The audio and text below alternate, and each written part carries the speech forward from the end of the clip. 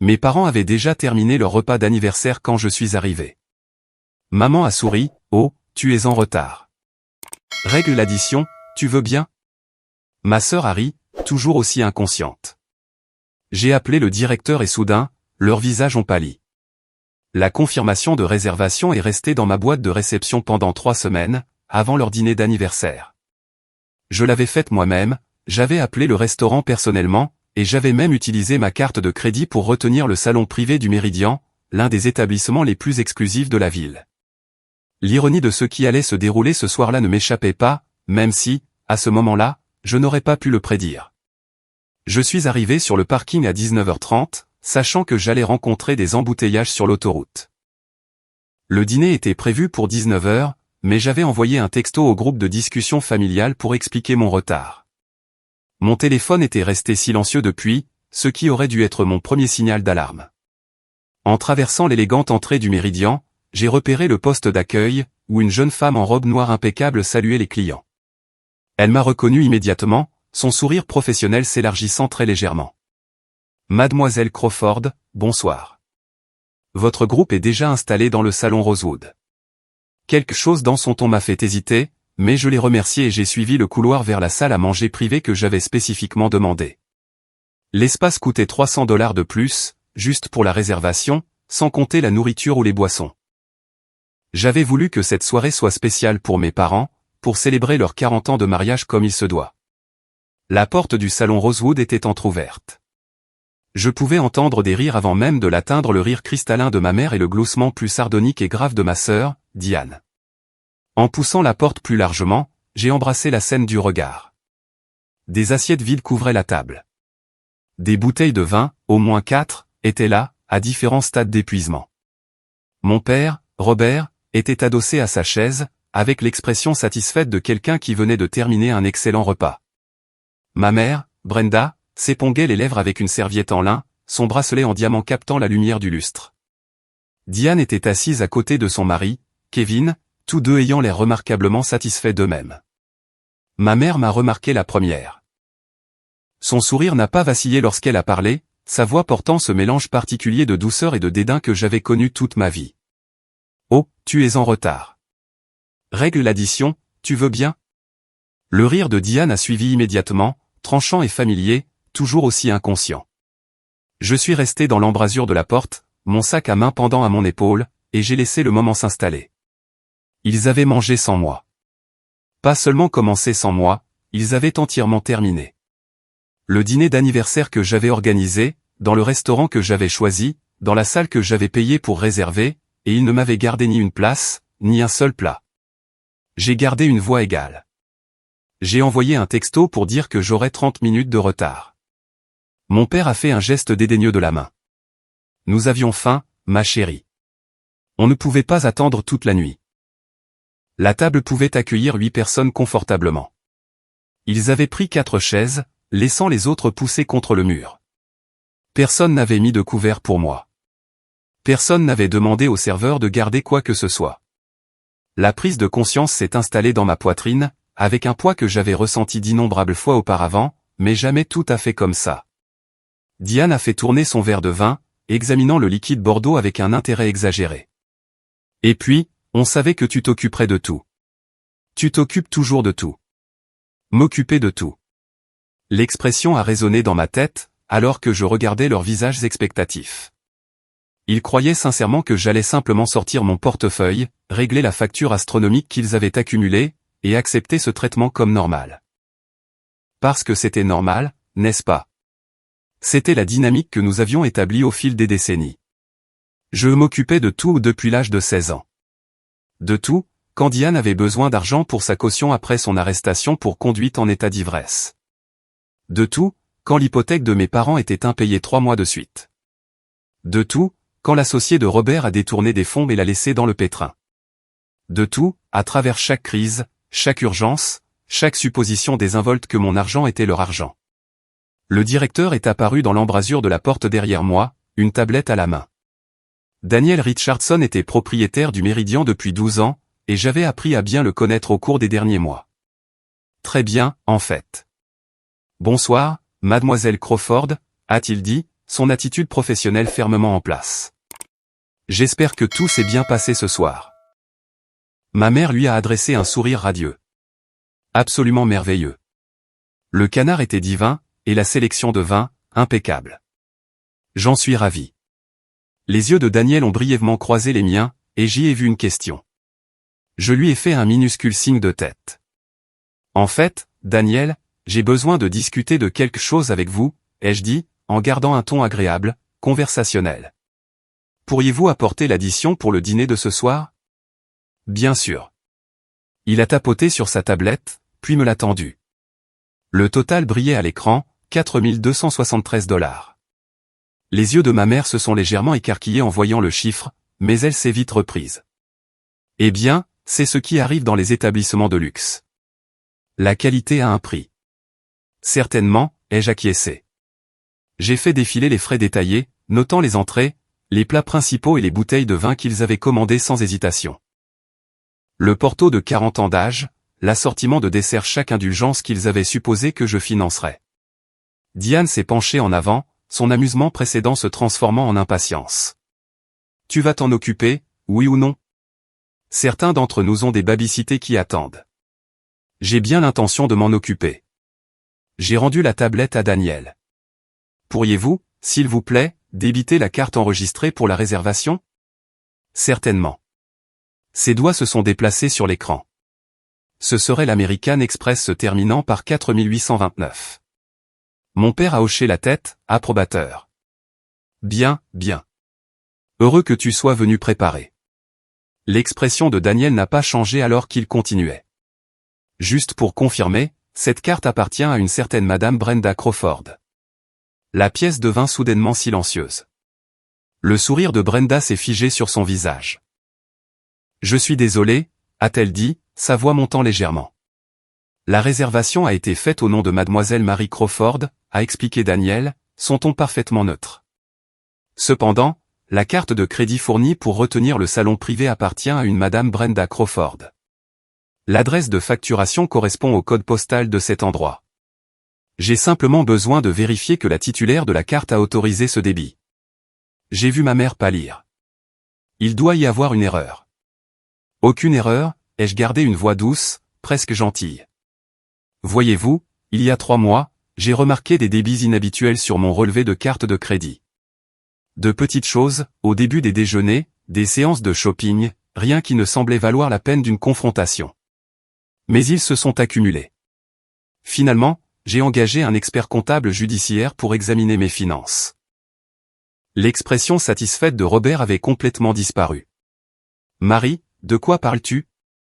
Je parle du fait que Brenda a, d'une manière ou d'une autre, obtenu les informations de ma carte de crédit et les utilise depuis des mois. L'expert a retracé 18 mois de débit non autorisé, totalisant un peu plus de 67 000 $. Le verre de vin de Diane a heurté la table plus fort qu'elle ne l'avait prévu, le liquide Bordeaux débordant. C'est ridicule.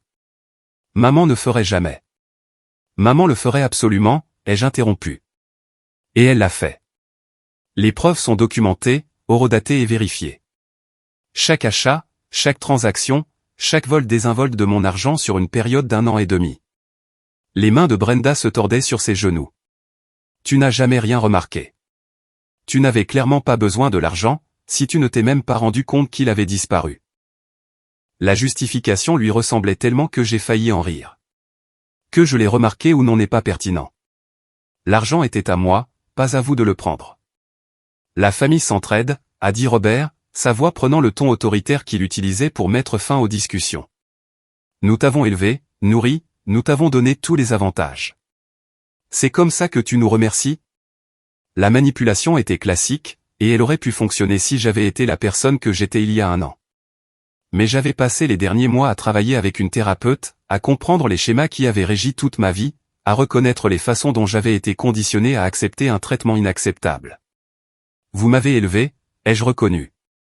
Vous avez aussi appris à Diane que les conséquences ne s'appliquent pas à elle, que quelqu'un d'autre nettoiera toujours ses dégâts. Vous m'avez appris que ma valeur réside dans ce que je peux fournir, et non dans qui je suis. C'étaient des leçons, certes, mais pas de bonnes leçons. Kevin s'est éclairci la gorge, mal à l'aise. Peut-être devrions-nous tous nous calmer et en discuter rationnellement. Je suis tout à fait rationnel. Je me suis retourné vers Daniel.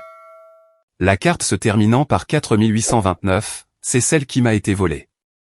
Je l'ai signalée à ma compagnie de cartes de crédit la semaine dernière, et ils ont ouvert une enquête pour fraude.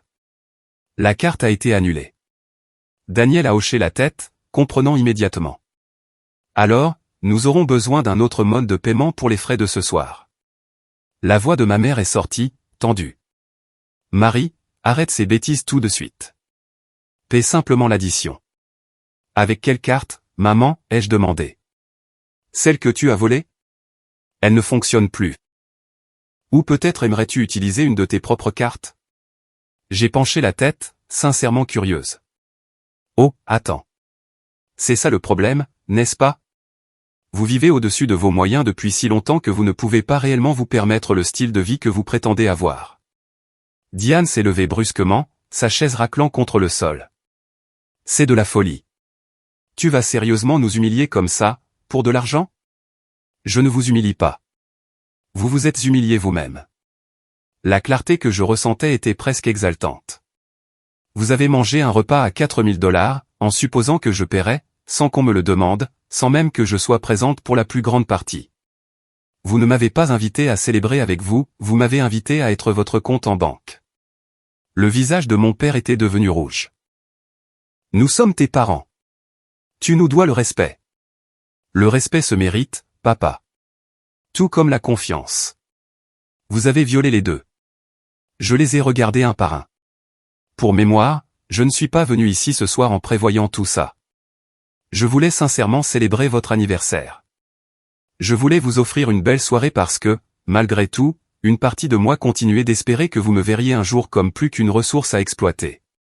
Le silence qui a suivi semblait lourd d'histoires non dites, d'années de moments exactement comme celui-ci, où j'avais ravalé ma peine et payé la note qu'il me présentait, qu'elle soit émotionnelle ou financière.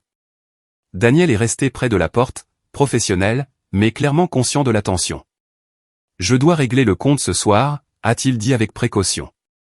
Si le mode de paiement original n'est pas disponible, j'aurai besoin d'une autre forme de paiement. Marie, a dit ma mère, sa voix prenant le ton suppliant qu'elle utilisait quand elle voulait quelque chose, s'il te plaît, chérie, ne nous fais pas ça. On te remboursera. Non, vous ne le ferez pas, la certitude dans ma voix m'a surprise moi-même. Vous ne m'avez jamais rien remboursé. Ni l'argent de la caution, ni les paiements de l'hypothèque, ni les prêts d'urgence qui sont devenus des cadeaux. Et vous savez quoi? J'ai permis ça. Je vous ai laissé croire que mes ressources étaient à votre disposition. J'ai sorti de mon sac à main un dossier manie que j'avais apporté, et je l'ai posé sur la table. Ceci contient un décompte complet de chaque débit non autorisé sur ma carte de crédit, ainsi que la documentation que j'ai fournie à la police pour l'enquête sur la fraude. Il y a aussi une lettre de mon avocat, expliquant que je demande un remboursement complet par voie légale. Diane a attrapé le dossier, l'ouvrant brusquement. Son expression est passée de la colère à quelque chose qui approchait de la peur, en parcourant les pages. Tu es allé à la police? Le vol d'identité et la fraude à la carte de crédit sont des crimes, Diane. Des crimes graves, j'ai gardé une voix stable, factuelle. Maman devra répondre à des questions sur la façon dont elle a obtenu les informations de ma carte, et pourquoi elle les a utilisées sans permission. La compagnie de cartes de crédit mène également sa propre enquête. Mon père s'est levé, sa chaise reculant avec force. Tu vas faire arrêter ta propre mère? Je vais laisser le système judiciaire déterminer les conséquences appropriées pour des actions illégales. Ce qui se passera ensuite dépendra des autorités, et des choix de maman. Où est la famille? Sa voix s'est élevée, assez fort pour que je sois sûr que les gens dans la salle à manger principale pouvaient l'entendre. On ne trahit pas sa famille comme ça. C'est vous qui m'avez trahi en premier, ai-je dit doucement. Chaque fois que vous avez pris mon argent sans demander. Chaque fois que vous avez supposé que j'existais pour résoudre vos problèmes. Chaque fois que vous m'avez traité comme une obligation, au lieu d'une fille. Vous me trahissez depuis des années. J'ai juste continué à faire semblant de ne pas le remarquer. Les yeux de ma mère se sont remplis de larmes, mais je l'avais déjà vue pleurer quand elle voulait quelque chose. Les tactiques de manipulation qui avaient fonctionné tout au long de mon enfance n'avaient plus aucun pouvoir. Je t'ai mieux élevé que ça, a-t-elle murmuré. Non, vous ne l'avez pas fait. Vous m'avez élevé pour être docile, pour faire passer les besoins de tout le monde avant les miens, et pour mesurer ma valeur à mon utilité. Ce n'est pas mieux. C'est juste pratique pour vous. Daniel s'est légèrement déplacé, ramenant l'attention sur la question pratique. Je m'excuse d'insister, mais le restaurant a besoin d'être payé pour les services rendus ce soir. Kevin a sorti son portefeuille, ses mouvements saccadés par un malaise évident. C'est combien, déjà? 4273 $, a répété Daniel. Le visage de Kevin a pâli alors qu'il parcourait les cartes de crédit de son portefeuille. Je n'ai pas ma limite, n'est pas bien sûr que non, ai-je dit. Parce que ce repas coûte plus cher que ce que la plupart des gens dépensent en loyer. Ils ont commandé sans regarder les prix, parce qu'ils supposaient que quelqu'un d'autre gérerait les conséquences. Les doigts de ma mère ont tordu la serviette sur ses genoux, créant de petites déchirures dans le tissu. Tout ça est une énorme réaction excessive, Marie. La famille partage ses ressources. C'est ce que nous faisons. Le partage nécessite un consentement, ai-je répondu. Prendre sans permission, ce n'est pas partager, c'est voler. Vous pouvez l'habiller de la justification qui vous fait vous sentir mieux, mais la loi est assez claire sur la distinction. Diane s'est adossée à sa chaise, croisant les bras. Alors, c'était quoi ton plan? Nous prendre en embuscade au dîner et nous humilier en public? C'est vraiment mature. Mon plan était de dîner avec mes parents pour leur anniversaire. Votre supposition que je paierais était la vôtre, pas la mienne. L'humiliation que vous ressentez n'est que la conséquence naturelle de vos propres choix qui vous rattrapent. La mâchoire de Robert s'est crispée, une veine palpitant à sa tempe comme toujours quand il était en colère. Nous t'avons tout donné. École privée, frais de scolarité universitaire, une voiture à 16 ans. Tu crois que c'était gratuit? Je crois que vous avez choisi d'avoir des enfants, et que subvenir à leurs besoins était votre responsabilité en tant que parent. Cela ne crée pas une dette à vie, où je suis obligé de financer tous vos caprices. J'ai gardé une voix stable, refusant de répondre à sa colère grandissante. Et pour mémoire, j'ai payé mes propres études supérieures. Cette voiture que vous mentionnez, j'ai cumulé 2 emplois pour couvrir l'assurance et l'entretien que vous refusiez d'aider à payer. Tu vois, a fait Brenda en me désignant du doigt, en regardant Robert. Voilà ce qui arrive quand on est trop indulgent avec les enfants. Ils grandissent en pensant qu'ils ne doivent rien à leurs parents. La logique tordue était si parfaitement caractéristique que j'ai failli rire. Vous prouvez ce que je dis, maman. Dans votre vision du monde, j'existe pour vous servir. Mes réussites, ma carrière, mes économies, tout cela n'est que des ressources attendant d'être exploitées, chaque fois que vous décidez en avoir besoin. Kevin a posé son portefeuille sur la table, l'air misérable. J'ai peut-être 800 $ sur ma visa. Le reste de mes cartes est au maximum, à cause de... Il s'est interrompu en jetant un coup d'œil à Diane. Point de nous avoir sortis de situations précédentes, ai-je terminé pour lui. Laissez-moi deviner. Diane avait besoin d'aide pour quelque chose, t'a convaincu de le mettre sur ta carte de crédit, a promis qu'elle demanderait l'argent à ses parents pour te rembourser, et ça n'est jamais arrivé. Son silence était une réponse suffisante. Le visage de Diane s'est empourpré de colère. Ne mêle pas Kevin à ça. C'est entre toi et nous. Kevin est déjà mêlé à ça. Tu l'as utilisé de la même manière que tu m'as utilisé, juste avec des tactiques différentes. J'ai regardé mon beau-frère avec une sympathie sincère. Elle te doit combien, à ce stade?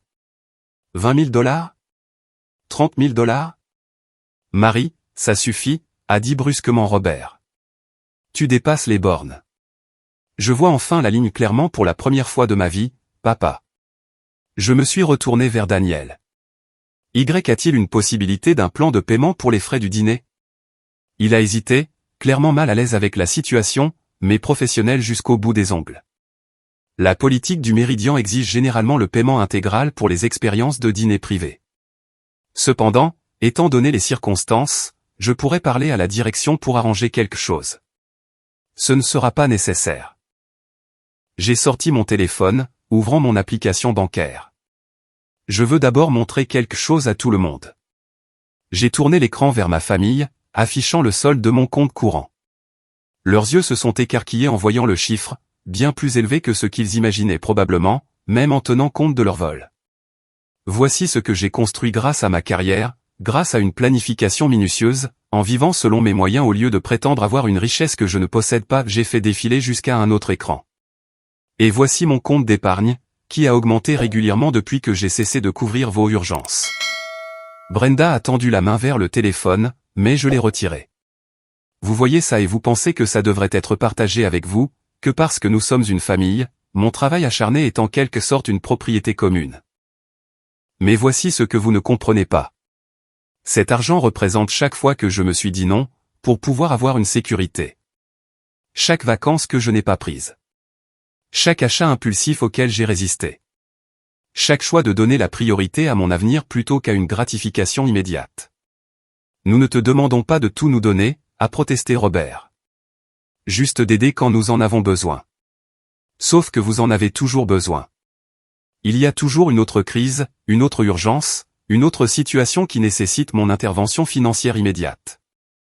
J'ai ouvert mes emails, naviguant vers un dossier que j'avais créé il y a des mois. J'ai documenté chaque demande d'argent au cours des 3 dernières années. Voulez-vous savoir combien il y en a eu? La question est restée en suspens. Personne n'a répondu. 47. 47 demandes d'aide financière distinctes en 36 mois. J'ai fait défiler les emails, les messages textes, les messages vocaux que j'avais sauvegardés. Des réparations de voitures qui se sont avérées être des améliorations. Des factures médicales pour des procédures qui n'étaient pas couvertes par l'assurance, parce que vous aviez choisi le plan le moins cher pour économiser de l'argent. Des avis de coupure d'électricité, parce que l'argent destiné aux factures d'électricité était parti en virée shopping. L'expression de Diane est passée de la colère à quelque chose de plus proche de la panique. Tu as gardé tout ça? J'ai tout gardé. Chaque demande, chaque promesse de me rembourser, chaque excuse expliquant pourquoi cette fois, c'était différent. Je les ai regardés un par un. Et savez-vous ce que le schéma montre?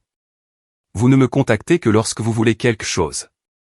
Les vœux d'anniversaire sont accompagnés de demandes de cadeaux. Les appels de vacances incluent des mentions de factures à couvrir. Même les textos de maman demandant de mes nouvelles ont généralement un post-scriptum sur une préoccupation financière. Les larmes de Brenda coulaient librement maintenant. Ce n'est pas juste. On se soucie de toi. Vous vous souciez de ce que je peux fournir. Il y a une différence. J'ai fermé mon téléphone et l'ai glissé dans mon sac. L'année dernière, j'ai subi une opération. Une procédure mineure, mais j'étais nerveuse. Je t'en ai parlé, maman, lors d'un appel téléphonique 2 semaines avant la date. Elle a cligné des yeux, ne se souvenant clairement pas. Tu as dit, c'est bien, ma chérie, puis tu as passé les 20 minutes suivantes à parler du fait que le camion de papa avait besoin de nouveaux pneus et à me demander si je pouvais aider avec les frais. Tu n'as plus jamais demandé de nouvelles de mon opération. Ni avant, ni après. Tu n'as pas appelé pour savoir si j'allais bien, tu n'es pas venu me voir pendant ma convalescence, tu n'as même pas envoyé un message. J'étais sûrement occupé, a-t-elle dit faiblement. Tu n'étais pas trop occupé pour m'appeler 3 jours après mon opération, pour me demander si je pouvais être co-signataire d'un prêt pour la nouvelle voiture de Diane. Le souvenir me piquait encore, même des mois plus tard. J'étais encore sous analgésique, à peine capable de sortir du lit, et ta seule préoccupation était de savoir si je pouvais légalement m'engager pour votre dette. La pièce est tombée dans le silence, à l'exception des bruits étouffés du restaurant au-delà de la porte fermée. Quelque part dans le bâtiment, d'autres familles partageaient des repas, célébraient des occasions, se traitaient mutuellement avec une considération élémentaire. Nous n'avions jamais été cette famille, ai-je réalisé. Nous avions juste été doués pour faire semblant. J'ai engagé un détective privé, aussi, ai-je dit doucement. En plus de l'expert comptable, je voulais comprendre toute l'étendue de ce à quoi j'avais affaire. Les yeux de Robert se sont plissés. Tu as fait quoi? J'avais besoin de savoir s'il y avait d'autres choses que j'avais manquées, d'autres façons dont mon identité ou mes ressources avaient été compromises. J'ai sorti un autre document de mon sac. Je m'étais préparé à cette conversation, même si je ne savais pas exactement comment elle se déroulerait. Il s'est avéré que oui. Maman, tu veux parler à tout le monde de la carte de crédit que tu as ouverte à mon nom il y a 4 ans? Son visage a complètement blêmi. À côté d'elle, Robert avait l'air sincèrement choqué. Quelle carte de crédit a-t-il exigé? Celle qu'elle a ouverte en utilisant mon numéro de sécurité sociale, qu'elle a utilisée jusqu'à la limite, puis sur laquelle elle a fait défaut. Elle est restée sur mon rapport de crédit pendant 2 ans avant même que je le sache, faisant chuter mon score de crédit et me coûtant un taux d'intérêt plus bas sur mon hypothèque. Brenda a ouvert la bouche, l'a refermée, puis a réessayé. J'allais m'en occuper. Il me fallait juste du temps. 4 ans, ce n'était pas assez de temps? J'ai laissé la question en suspens. Les dommages causés à mon crédit m'ont coûté environ 15 000 $ d'intérêts supplémentaires sur la durée de mon hypothèque. Ajoutez cela aux 67 000 $ de débit frauduleux, et nous parlons de plus de 80 000 $ que vous m'avez volés. Diane s'est levée brusquement, sa chaise raclant bruyamment contre le sol. C'est de la folie. Tu parles de notre mère comme si c'était une criminelle. C'est une criminelle. Le vol d'identité est un crime fédéral. La fraude à la carte de crédit est un crime fédéral. Ce qu'elle a fait ne devient pas légal juste parce que nous partageons de l'ADN. Alors, tu vas vraiment l'envoyer en prison. Ta propre mère, la voix de Diane est montée, se rapprochant de l'hystérie. Je vais laisser le système judiciaire déterminer les conséquences appropriées pour des actions illégales, ai-je répété. Que cela aboutisse ou non à une peine de prison dépend de facteurs hors de mon contrôle. Mais oui, j'ai porté plainte, et je le referai. La voix de Diane est sortie, tranchante. Et alors? Tu vas juste les laisser nous arrêter tous pour ne pas avoir payé une note de restaurant? Ça ne marche pas comme ça. J'ai regardé Daniel. La réservation a été faite à mon nom. Légalement, je pourrais être tenu responsable des frais, même si je n'ai rien consommé. Est-ce exact? Techniquement, oui, a-t-il reconnu. La personne qui a fait la réservation assume la responsabilité des frais du salon privé, au minimum. Alors, voici ce qui va se passer. J'ai sorti ma carte de crédit actuelle de mon portefeuille, la nouvelle à laquelle il n'avait pas accès. Je vais payer cette addition, parce que j'ai pris un engagement en réservant cette salle.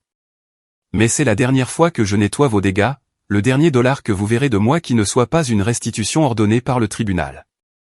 Ma mère a tendu la main vers moi, par-dessus la table. Marie, s'il te plaît, on peut arranger ça. On peut aller en thérapie familiale, régler les choses. Nous avons dépassé ce stade, maman. Nous l'avons dépassé depuis des années.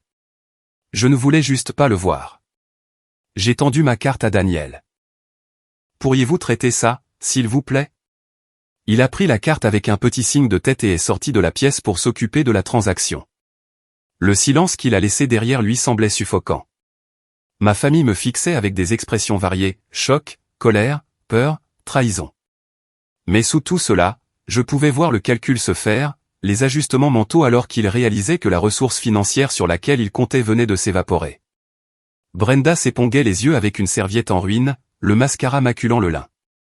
Comment peux-tu être si froide à ce sujet, après tout ce que nous avons traversé ensemble? Que avons-nous traversé ensemble, maman? Vraiment? Je me suis appuyé contre le cadre de la porte, soudainement épuisé. Je ne peux pas penser à un seul moment significatif de ma vie d'adulte où tu as été là pour moi émotionnellement. Tu es arrivé à ma remise de diplôme universitaire avec 2 heures de retard, parce que tu t'es arrêté pour faire du shopping. Tu as manqué mon dîner de 30 ans parce que Diane avait besoin d'aide pour choisir des meubles. Tu as oublié que j'avais été promue directrice principale parce que papa a appelé pour un problème de voiture le même jour, et c'est devenu la seule chose dont nous avons parlé. C'était des urgences, a dit Robert. Tout est une urgence avec vous. De vraies urgences, des crises fabriquées, des excuses pratiques, tout reçoit le même niveau d'urgence dramatique, ce qui signifie que rien n'a vraiment d'importance, sauf vos besoins immédiats. Je me suis redressé, sentant le poids d'années de déceptions accumulées. Savez-vous même ce que je fais dans la vie? Pas seulement mon titre de poste, mais ce que je fais réellement chaque jour. L'hésitation de Brenda m'a tout dit.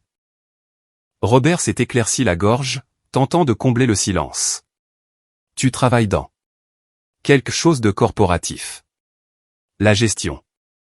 Je suis la directrice des opérations d'une entreprise d'énergie renouvelable. Je supervise les opérations de 17 installations dans 9 États. Je gère une équipe de 300 personnes. J'occupe ce poste depuis 2 ans, et pas une seule fois l'un de vous ne m'a posé de questions sur mon travail, au-delà de savoir si le salaire était bon, ce qui, bien sûr, ne vous intéressait que parce que cela signifiait que je pouvais me permettre de continuer à subventionner votre style de vie. Diane parcourait son téléphone, son assurance précédente s'effritant. Je dois appeler notre babysitter. Lui dire que nous serons en retard. Tu devrais probablement lui dire que tu devras trouver quelqu'un de moins cher à l'avenir, ai-je suggéré. Quoique Kevin la paie, c'est de l'argent que vous ne pourrez plus vous permettre de dépenser à la légère. Elle m'a fusillé du regard. Tu aimes vraiment ça, n'est-ce pas? Enfin pouvoir être la supérieure, nous regarder de haut. Je ne vous regarde pas de haut. J'ai juste fini d'admirer des gens qui n'ont rien fait pour mériter cette position, sauf me donner naissance par hasard. La distinction me semblait importante. Si quoi que ce soit, je vous regarde clairement pour la première fois, sans la distorsion de l'obligation et de la culpabilité. Kevin avait tranquillement digéré tout cela, son expression devenant de plus en plus troublée à chaque minute. Diane, est-ce que ce qu'elle dit est vrai, à propos des prêts? Des promesses de me rembourser? Pas maintenant, Kevin, a sifflé Diane. Non, je pense que maintenant est exactement le bon moment. Il s'est tourné pour faire face à sa femme. Combien d'argent tes parents t'ont-ils donné au cours des 5 dernières années? C'est entre eux et moi. Combien m'as-tu dit qu'ils t'avaient donné, par rapport à ce qu'ils t'ont réellement donné? Sa voix est restée calme, mais quelque chose avait changé dans son attitude. Parce que j'ai suivi nos finances de plus près ces derniers temps, et les chiffres ne correspondent pas à ce que tu m'as dit. J'ai ressenti une pointe de sympathie pour Kevin. Il vivait sa propre révélation en temps réel, observant les mêmes schémas que j'avais finalement reconnus se dérouler dans son propre mariage. Ce n'est pas le lieu pour cette discussion, est intervenu mon père, essayant de reprendre le contrôle de la situation qui se détériorait. En fait, c'est exactement le lieu, ai-je contré, car c'est là que tout se rejoint. Le sentiment de droit, la manipulation, la supposition que d'autres personnes existent pour financer votre confort.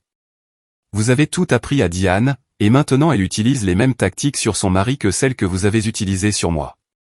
La voix de Brenda a pris une tournure suppliante. Nous n'avons jamais eu l'intention de te faire du mal, ma chérie. Nous avons eu des difficultés financières, et tu te débrouillais si bien, et il semblait que ça ne te manquerait pas. Ne pas manquer n'est pas la même chose que consentir à donner. Vous comprenez ça, n'est-ce pas? Je l'ai regardé droit dans les yeux. Si quelqu'un vole une personne riche, c'est toujours du vol. La situation financière de la victime ne fait pas disparaître le crime. Mais nous ne sommes pas des étrangers qui t'ont volé. Nous sommes tes parents. Elle a tendu la main vers moi par-dessus la table, sa main tremblant. Est-ce que ça ne compte pas pour quelque chose? Ça a compté pour quelque chose chaque fois que je vous ai sorti d'une véritable crise. Ça a compté quand j'ai couvert les pertes de l'entreprise de papa après le détournement de fonds. Ça a compté quand j'ai payé la réparation du toit après les dégâts de la tempête. Je n'ai pas tendu la main en retour. Mais vous avez pris ces actes d'amour et les avez transformés en attente. Vous avez transformé mon aide volontaire en un tribut obligatoire. La porte du salon Rosewood s'est légèrement ouverte, et un serveur a jeté un coup d'œil hésitant. Daniel avait dû l'envoyer pour vérifier la situation. Je lui ai fait un petit signe de tête, indiquant que tout était sous contrôle, et il s'est retiré. Les gens vont en parler, a dit Robert, sa voix tendue de colère. Toute la famille le saura. Tu as fait arrêter ta mère. Ta réputation sera détruite. Ma réputation auprès de qui, ai-je demandé calmement. La famille élargie qui n'appelle que quand elle veut quelque chose, aussi? Les cousins qui supposent que je paierai chaque addition aux réunions. Les oncles et tantes qui me demandent d'investir dans leurs entreprises en faillite depuis des années? J'ai haussé les épaules. Laissez-les parler. Quiconque se range du côté du vol d'identité et de la fraude plutôt que de la responsabilité n'est pas quelqu'un dont l'opinion m'importe. Le téléphone de Diane a vibré avec un texto. Elle y a jeté un coup d'œil, puis m'a regardé. La babysitter demande si nous en avons encore pour longtemps. Qu'est-ce que je suis censé lui dire? Dis-lui la vérité, que ta sœur a finalement cessé de permettre le dysfonctionnement de votre famille, et que maintenant vous en subissez toutes les conséquences. J'ai vérifié ma propre montre. Daniel reviendra bientôt avec mon reçu. Une fois que j'aurai réglé la note, je partirai. Ce que vous ferez tous après, c'est votre choix. Juste comme ça, la voix de Brenda s'est brisée. Tu vas sortir de nos vies? C'est vous qui êtes sorti de la mienne il y a des années, maman. Vous n'avez continué à vous manifester que lorsque vous aviez besoin d'argent, alors je n'ai pas remarqué que vous étiez parti, de toutes les manières qui comptaient vraiment. La prise de conscience ne faisait pas aussi mal que je l'avais prévu. Je ne fais que rendre l'absence officielle. Kevin s'est levé lentement, sortant son téléphone. Je vais appeler un taxi. Diane, tu viens avec moi, ou tu restes avec tes parents? La question était lourde de conséquences. Diane a regardé entre son mari et ses parents, le calcul visible sur son visage alors qu'elle pesait ses options. Tu vas sérieusement me faire choisir maintenant, lui a-t-elle demandé. Je ne te demande pas de choisir, a-t-il répondu. Je te demande si tu es prête à partir. Le choix a commencé il y a longtemps, et d'après ce que j'entends ce soir, tu as constamment choisi la complaisance et le déni. Il l'a regardé droit dans les yeux. J'en ai assez de faire partie de ce schéma. Robert s'est levé brusquement. Attends une minute. Tu ne vas pas arriver dans cette famille et commencer à poser des exigences. Il ne pose pas d'exigences, papa. Il fixe des limites. Il y a une différence. J'ai regardé Kevin avec un respect nouveau. Bien joué. Ne l'encourage pas, m'a lancé Diane. C'est de ta faute. Tout. Si tu avais juste gardé ta bouche fermée et payé l'addition comme toujours, rien de tout ça ne serait arrivé. Tu as raison, ai-je convenu. Si j'avais continué à permettre votre dysfonctionnement, nous jouerions tous encore nos rôles assignés. Tu serais toujours la princesse qui a droit à tout. Maman serait toujours la victime qui mérite d'être sauvée. Papa serait toujours la figure d'autorité dont la parole est loi. Et je serais toujours le compte en banque avec un pouls. J'ai souri. Mais j'ai décidé que je valais plus que ce rôle. Il s'avère que Kevin aussi. Tu le regretteras, a dit finalement Robert. Tu reviendras en rampant, quand tu te rendras compte à quel point la vie est solitaire sans famille. J'ai des amis qui se soucient vraiment de moi en tant que personne, et non comme un portefeuille. J'ai des collègues qui respectent mes limites. J'ai un thérapeute qui m'a aidé à comprendre que les gens qui vous aiment sincèrement ne vous volent pas, j'ai soutenu son regard. Ce que je n'aurai plus, ce sont des gens qui me traitent comme un distributeur automatique avec un pouls. Diane a attrapé son sac, son mouvement brusque de colère. Très bien. Tu veux être seul? Tu l'as. Ne t'attends pas à ce que nous soyons là, quand tu finiras par comprendre ce que tu as jeté. Je ne jette rien qui ait une réelle valeur, ai-je répondu. J'ai juste fini de prétendre que des relations basées sur l'exploitation financière sont la même chose que l'amour. Daniel est revenu avec ma carte et le reçu. Tout est réglé, mademoiselle Crawford. Merci pour votre visite. Merci, Daniel. J'ai signé le reçu, ajouté un pourboire généreux pour le personnel qui avait servi ma famille, et j'ai rangé ma carte. J'apprécie votre discrétion ce soir. Bien sûr. Son expression est restée neutre, mais j'ai capté la légère chaleur dans ses yeux. J'espère que le reste de votre soirée sera plus agréable. Ma mère s'est levée, ses larmes sincères maintenant, mais toujours inefficaces. Marie, attends. On peut en parler. Vraiment parler, je veux dire. Trouver une solution. Il n'y a rien à régler, maman. Tu m'as volé. Ce n'est pas un malentendu ou une querelle de famille. C'est un crime. La police vous contactera pour les prochaines étapes. J'ai ramassé le dossier sur la table où Diane l'avait laissé tomber. Tout ce que vous devez savoir est ici. Je vous suggère de prendre un avocat. Je me suis retourné pour partir, puis je me suis arrêté sur le seuil. Une dernière chose devait être dite, quelque chose que j'avais retenu pendant trop d'années. Pour ce que ça vaut, je vous ai aimé. Tous. Je vous ai aimé assez pour continuer à vous donner des chances, pour continuer à espérer que vous me verriez un jour comme plus qu'un moyen pour arriver à vos fins. Mais l'amour sans respect n'est pas vraiment de l'amour. C'est juste de la dépendance, sous un nom plus joli. Sortir de ce restaurant, c'était comme me délester d'un poids que j'avais porté si longtemps que j'avais oublié ce qu'était la liberté. Mon téléphone a commencé à vibrer avant que j'atteigne ma voiture, un texto de Diane, des appels de Brenda, un message vocal de Robert que j'ai supprimé sans l'écouter. J'ai bloqué leur numéro systématiquement, chaque tapotement de mon doigt étant un petit acte de réappropriation. Le trajet de retour a duré 40 minutes. Je l'ai passé en silence, digérant ce qui venait de se passer, anticipant la culpabilité qui arriverait probablement plus tard. Mais elle n'est pas venue cette nuit-là, ni le lendemain, ni la semaine d'après. Ce qui est venu à la place, c'est la clarté. Le rapport complet de l'expert comptable a révélé l'étendue de ce que j'avais perdu.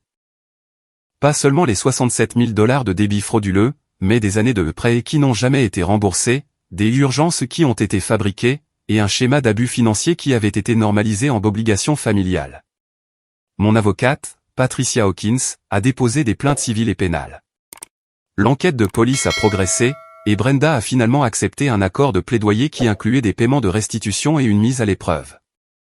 Elle ne s'est jamais excusée, n'a jamais reconnu la violation au-delà de ce que le système juridique l'a forcée à admettre. Diane m'a envoyé un email 6 mois plus tard, un message décousu sur la façon dont j'avais détruit notre famille, sur la souffrance de nos parents, sur la façon dont j'avais privilégié l'argent au sang. Je l'ai lu une fois, puis je l'ai archivé sans répondre. Elle ne comprenait toujours pas que le problème n'avait jamais été l'argent en soi. C'était le manque de respect fondamental de croire qu'elle avait le droit de le prendre. Robert a essayé une approche différente, se présentant à mon immeuble de bureau 3 mois après le dîner. La sécurité m'a appelé à la réception, où il attendait, l'air plus âgé que dans mon souvenir.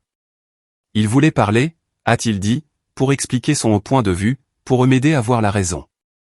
Je lui ai dit, par l'intermédiaire du gardien de sécurité, qu'il n'était plus le bienvenu sur mon lieu de travail, et que tout contact ultérieur entraînerait une ordonnance restrictive.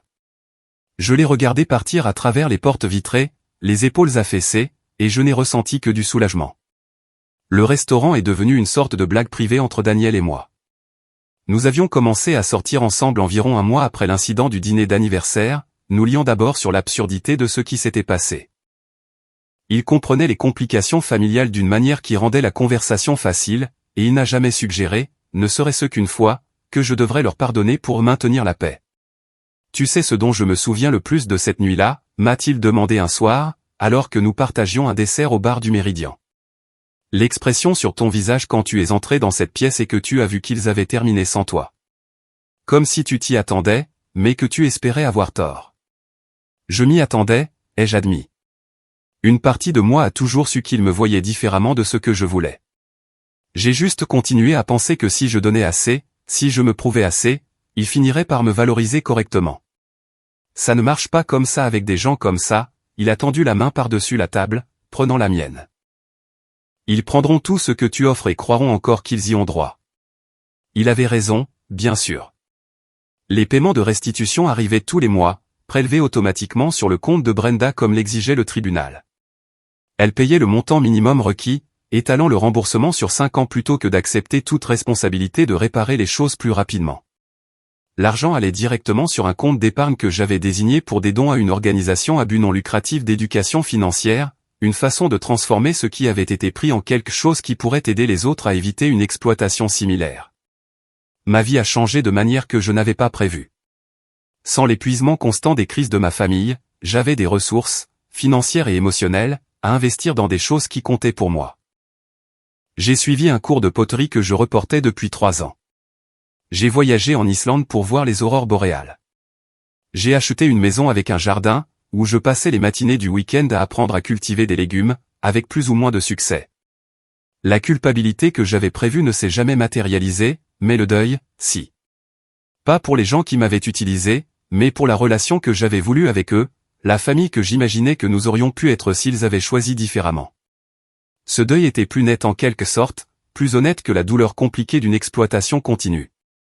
1 an après le dîner d'anniversaire, j'ai reçu une lettre transmise par mon avocate.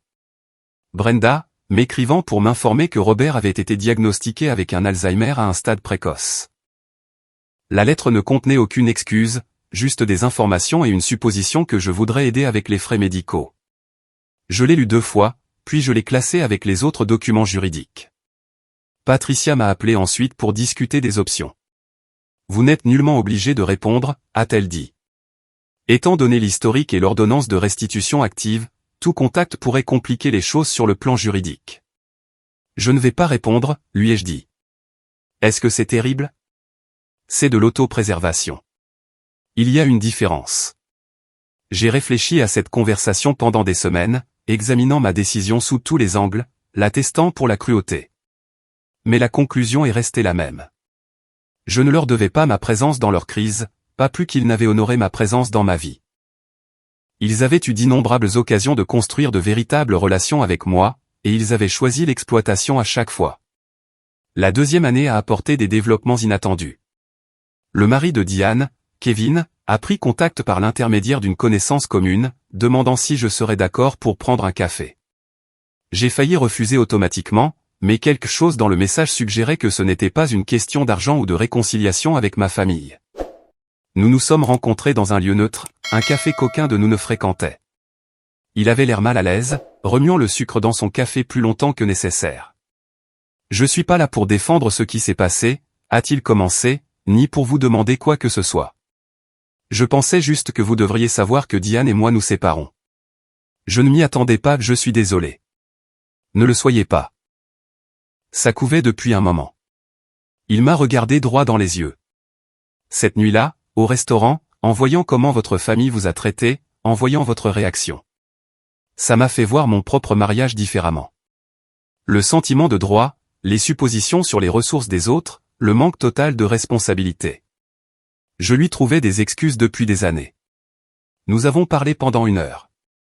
Il a partagé des détails sur le stress financier qu'il subissait, les dettes de carte de crédit que Diane lui avait cachées, les prêts de ses parents qui avaient soutenu un style de vie qu'il ne pouvait pas réellement se permettre. Les schémas que j'avais reconnus dans ma propre dynamique familiale reflétaient ce qu'il vivait dans son mariage. Je lui ai dit que je voulais que nous suivions une thérapie, pour travailler à construire quelque chose de plus durable, a-t-il dit. Elle m'a accusé de prendre votre parti, d'abandonner la loyauté familiale. C'est là que j'ai réalisé qu'elle avait appris toutes les mauvaises leçons de vos parents. Je suis sincèrement désolé que vous traversiez ça, ai-je dit. Et je l'étais, car Kevin avait toujours été gentil avec moi lors de nos rares interactions. Pour ce que ça vaut, fixer des limites n'est pas un abandon. C'est juste refuser de participer au dysfonctionnement. C'est ce que dit aussi ma thérapeute. Il a souri légèrement. C'est probablement de là que vous le tenez, n'est-ce pas? La thérapie.